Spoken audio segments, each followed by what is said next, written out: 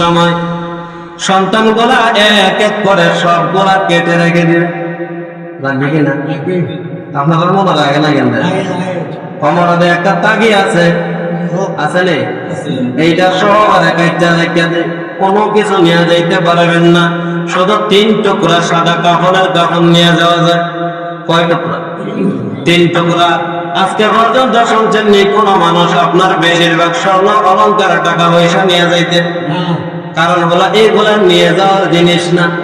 এগুলা কি না? নিয়ে যাওয়ার জিনিস না। আপনাদেরকে 3টা আমলের কথা বলবো। কয়টা? 3টা। নিয়মিত প্রতিদিন 3টা আমল করবেন। আল্লাহ পাক রব্বুল আলামিন জানিয়ে দিলেন সূরাতুল ফাতিরের 29 নম্বর আয়াতের মধ্যে, 22 নম্বর, 16 নম্বর, 20 একবারে শেষ একটি আয়াতের মধ্যে, ইন্নাল্লাযীনা ইয়াতলুনা কিতাবাল্লাহ,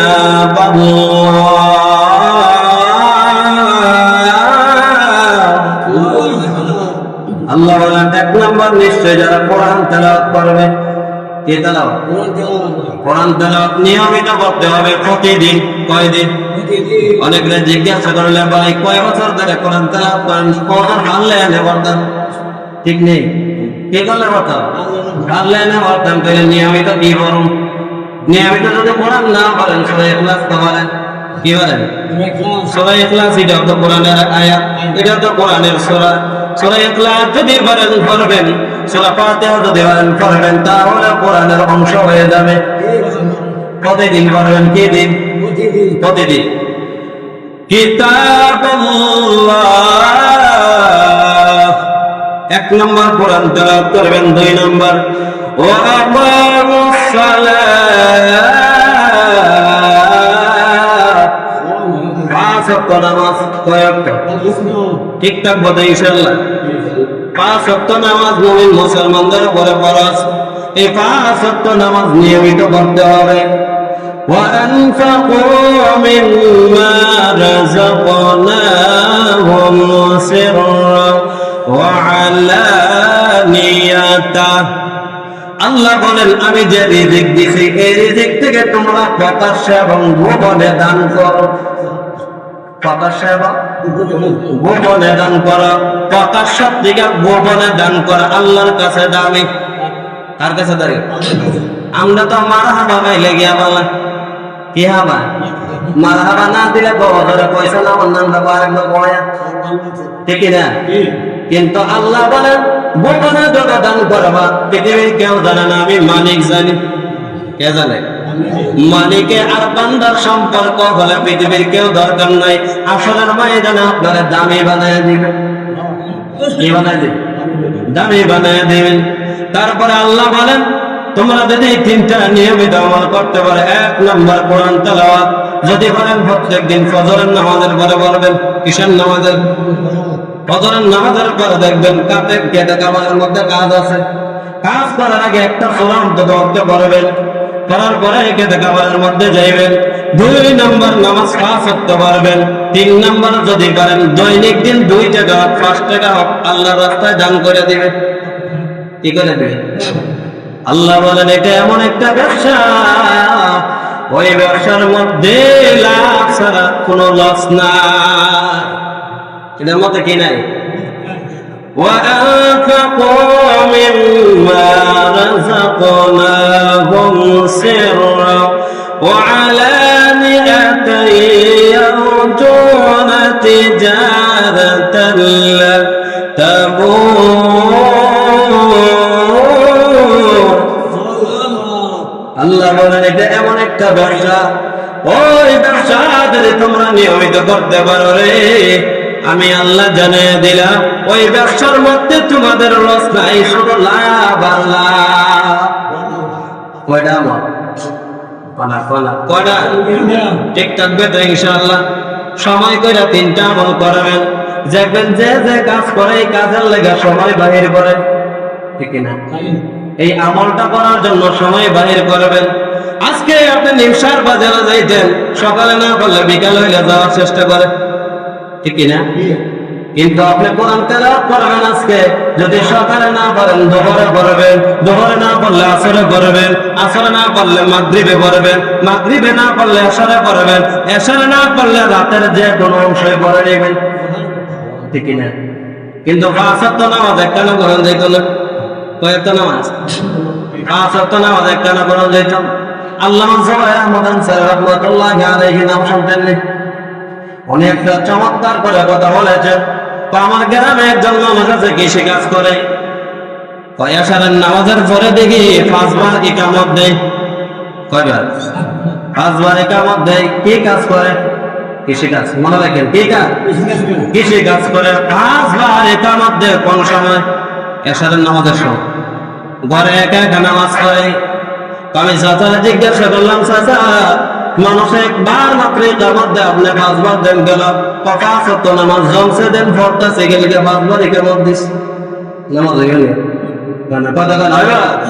নামাজ হবে না। 5 বার গেলে 100 বার ইকামত দিলে নামাজ হবে না। কারণ হলো যে ওয়াক্তর নামাজ ওই ওয়াক্তই আদায় করতে হবে, ঠিক না?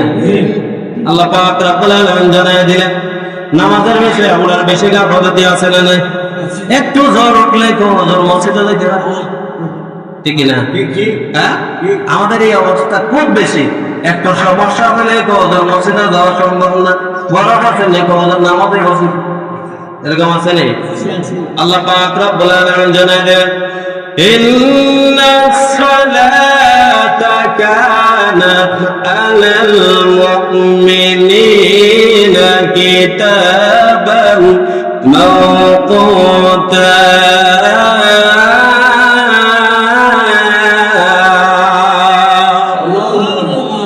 আল্লাহ জানায় দিলেন, হ্যাঁ বান্দারা শোনো, তোমরা ওয়াক্ত মতে সময় মতে নামাজ পড়া তোমাদের উপরে ফরজ। কি ওয়াক্ত মতে নামাজ পড়া? নামাজ তো ফরজ হয়, আবার ওয়াক্ত মতে নামাজ পড়া ফরজ। এটা জানার দরকার আমাদের। 2 ওয়াক্ত নামাজ করা যাবে, 3 ওয়াক্ত করা যাবে না, 4 ওয়াক্ত করা যাবে না, 5 ওয়াক্ত করা যাবে না। ওয়াক্তর নামাজ ওয়াক্তই পড়ে নেবা, যত ব্যস্ত এটা করলে কেন কাজে করে নেব, এটা আমাদের মন মানসিকতা। কিন্তু নামাজ এখন পড়ে নেব, এটা আমাদের মন মানসিকতা নাই, ঠিক নেই? কাজটা করছে গজব শেষ করে লই, কিন্তু নামাজ যেন ছুটতে যাইতেছে এটার কোনো ক্রিয়া নাই। আমাদের আগে থাকতে হবে নামাজ, কারণ হলো কাজ না করলেও আমাদের মৃত্যু হবে, নামাজ না পড়লেও আমাদের মৃত্যু হবে। কিন্তু আমার আল্লাহ কাজের হিসাব নেবে না, নামাজের হিসাব নেবেন। কিসের হিসাব? ইন্না আউওয়ালা উদিয়া লিন-নাস, আল্লাহ রাসূল সাল্লাল্লাহু আলাইহি ওয়াসাল্লাম বলেন ইন্না আউওয়ালা বাইতি উদিয়া লিন-নাস আল্লাযী বিবাক্কাতা মুবারাকান ওয়া হুদাল লিল আলামিন। একটি হাদিস শরীফের মধ্যে আছে, তোমরা ওয়াক্ত মতে নামাজ পড়বা, নামাজ পড়ার সাথে সাথে কিয়ামতের মধ্যে ময়দানে যখন মারা যাইবা, মারা যাওয়ার সাথে সাথে তোমাদেরকে আল্লাহ পাক রব্বুল আলামিন একটা প্রশ্ন করবে। ওই প্রশ্নটা হলো তোমরা নামাজ আদায় করছো নি? কি প্রশ্ন করবে? সর্বপ্রথম প্রশ্ন হলো নামাজ তোমরা পড়ছো কিনা, নামাজের হিসাব নেওয়া। কিসের হিসাব? নামাজের হিসাব। তাহলে আমরা নামাজ পড়তে হবে। আমি 3টা আমলের কথা বলছিলাম। 1 নম্বর কি? কোরআন তেলাওয়াত। 1 নম্বর কি? কোরআন তেলাওয়াত। 2 নম্বর হলো আমাদের আল্লাহ নবী বললেন নামাজ তোমরা ঠিক রাখবা। 3 নম্বর হলো দান সদকা করবা। এখন 3টা দান আমরা আমল কর্ম ফজিলতের দরকার আছে নি? আমরা দিন একবার কি কাজ করুন, কত টাকা দিয়ে ওইটা জানার দরকার, ঠিক না? হ্যাঁ, একটা না যদি বদলে যায়, জিজ্ঞাসা করে আগে কত দেবেন, জিজ্ঞাসা করেনি? আমরা 3টা আমল দেন করুন, আল্লাহ আমাদেরকে তার বিনিময়ে কি দিবেন? আল্লাহ সর্বপ্রথম বলে, একটা যদি কোরআনের আয়াত তেলাওয়াত করো, এটার ভিতরে শত শত অক্ষর আছে, একটা অক্ষর যদি তেলাওয়াত করো, একটা হরফ যদি তেলাওয়াত করো, আমি আল্লাহর সাথে সাথে 10টা নেকি দিয়ে দেব। কয়টা?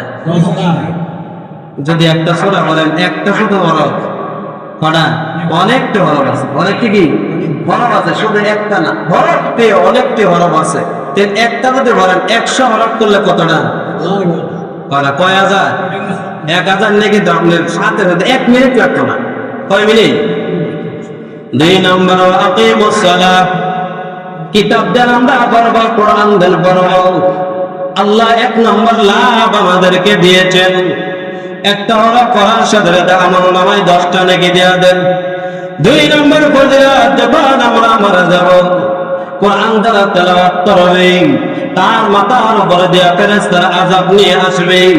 আল্লাহ রাসূল সাল্লাল্লাহু আলাইহি ওয়াসাল্লাম জানিয়ে দিলেন, ও সাহাবীরা শুনিয়া নাও, যখন তোমরা কিয়ামতের ময়দানে কোরআন তেলাওয়াত নিয়ে উঠবে, ওই কোরআন তোমাদেরকে সুপারিশ করবে। কোরআন কি করবে? সুপারিশ করবে। বললে না বললে? বললে না বললে সুপারিশ পাইতেন না, পড়লেই সুপারিশ পাইবেন। আপনি একবারে যদি চাকরি করেন, চাকরি করলে টাকা দেন, না করলে টাকা দিব দিবে না। কারণ হলো ধরতে হবে আমার আল্লাহ পুরস্কার দিও। কি দিবে? পুরস্কার দিবে। 1 নম্বর হলো কোরআন কি করবে? সুপারিশ করবে। কি করবে? সুপারিশ। 2 নম্বর, আমি আপনি যখন মারা যাওয়ার সাথে সাথে আমাদেরকে কবরে রেখে আসবে। ওই কবরে যখন রেখে আসবে, তখন আল্লাহ ফেরেশতারা আযাব নিয়ে আসবে মাথার দিকে। আল্লাহ বলেন, ও ফেরেশতারা, সে কোরআন তেলাওয়াত করতো, ওই কোরআন গিয়ে আযাবে আপনার দূর করে দিবে।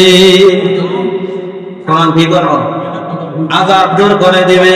2 নম্বর সালাত, যারা সালাত পড়তো 5 ওয়াক্ত নিয়মিত, যারা গভীর রাতে আপনার মসজিদের দিকে আইটা আসতো, 5 ওয়াক্ত নামাজ পড়ার সময় মসজিদের দিকে আইটা আসতো, আল্লাহর নবী জানায়া দেন, তোমরা যখন মারা যাইবা, মারা যাওয়ার সাথে সাথে পাওয়ার দিক দিয়া তোমাদের আযাব আইতে থাকবে। ওই 5 ওয়াক্ত নামাজ যখন যে পা দিয়ে আইটা আইটা মসজিদে আসতেন, ওই নামাজগুলা আযাবগুলা দূর করে দিবে। আযাব কি করবে? নামাজ পড়লে না পড়লে? তাহলে বড় লাগবে কি দূর করতে হবে? আমরা যারা মারা গেছি, আমি আসার পরে অনেক মানুষরা দেখছি কিনা, এক এক করে অনেকে বিদায় হয়ে যাচ্ছে, কিন্তু আমরাও একদিন বিদায় হয়ে যাব। কি নিয়ে যাইতেছে একবার চিন্তা করার দরকার, ঠিক না? আপনি যদি বিদেশ যান, কোন জায়গায়? আপনি যদি বিদেশ যান, যদি রিয়াল না কামান, আপনাদের দেশে কেউ বলা হয় না, কেউ বলা হয় নিজের ঘরের মানুষে আপনারা ভালোবাসবে না। কারণ হলো আপনার কাছে টাকা নাই, ঠিক না? যদি আপনি মারা যান, আপনি যদি আমল ঠিক করে না যান, আল্লাহ আপনারা ভালোবাসবেন, ঠিক না? আল্লাহ আপনাকে ভালোবাসবে না। তাহলে বোঝা গেল আমার আমল ইমান সব ঠিক করে কবরে যাইতে হবে, ঠিক না? আমল ইমান ঠিক করতে হবে। 2 নম্বর, 3 নম্বর বলছিলাম, আনফাকু মিম্মা রাযাকনাকুম, যারা দান সদকা করবে, আল্লাহর নবী বললেন আজরাইল এবং ফেরেশতারা আসবে, ডান দিক দিয়ে আযাব নিয়ে আসবে। আল্লাহ পাক রব্বুল আলামিন জানিয়ে দেন, যখন ডান দিক দিয়ে আযাব আসবে, আযাব আসার সাথে সাথে ওই যে আমরা দান করছি, কোন হাত দিয়ে দান করে? কোন হাত দিয়ে? ডান হাত দিয়ে আমরা দান করে, ডান দিক দিয়ে যখন আযাব আসবে, আমাদের দান সদকা গোদা ওই আযাবে দৌড়াইয়া দিব। সুবহানাল্লাহ। দান সদকা করার দরকার আছে না? মসজিদ মাদ্রাসায় দান করবেন, রাস্তার কাজে দান করবেন, রাস্তার পাশে টিউবওয়েল বসিয়ে দিবেন, মসজিদের একটা গাটলা নেই, গাটলার কাজ করে দিবেন। আপনি না থাকলেও আপনার কবরে নেকি বসতেই থাকবে, ঠিক না? নেকি বসতেই থাকবে। এমন কিছু আমল করবেন যেন দুনিয়া না থাকলেও আপনার কবরে গিয়া পৌঁছে। এমন কিছু আমল করার দরকার আছে না? এই কিছু আমল করবো ইনশাআল্লাহ। দান করলে আরেকটা রাসূলুল্লাহ সাল্লাল্লাহু আলাইহি ওয়াসাল্লাম জানিয়ে দেন, as-সাদাকাতু তারাক্তুল বালা, যারা সদকা করে, দান করে, তাদের বালা মুসিবত আল্লাহ দূর করে দেয়। কি করলে? দান সদকা করলে বালা মুসিবত কি করে দেয়? দূর করে দেয়। তার কারণে দান সদকা করেন বেশি বেশি। কি করে? যার যার তৌফিক অনুযায়ী, যার যার কি অনুযায়ী। অনেকে আছে কিরপিন আপনার কাছে জাননি, মানে কিপটাই দিলে করে। হাদিসের ভাষায় যদি কিরপিন বলা হয়, ধন সম্পদের অভাব নাই, কিন্তু একটি দানের বেলা নাই, এরকম নাই। তাহলে রাসূল বলেন এটারও হিসাব দিতে হবে। আপনাদের ধরে রাখছেন, দান করেন নাই, এটারও আপনার হিসাব দিতে হবে। কি করতে হবে? হিসাব দিতে হবে। আপনারা আল্লাহ দিছে ধন সম্পদ দান করার জন্য। কি করার জন্য? সবাই কিন্তু দান করতে পারে না, সবাই কি করতে পারে না? দান করতে পারে না। আল্লাহ যেন আমাদের সবাইকে তৌফিক দান করে। সকলে বলে আমিন। ওয়া আখিরু দাওয়ানা আলহামদুলিল্লাহি রাব্বিল আলামিন।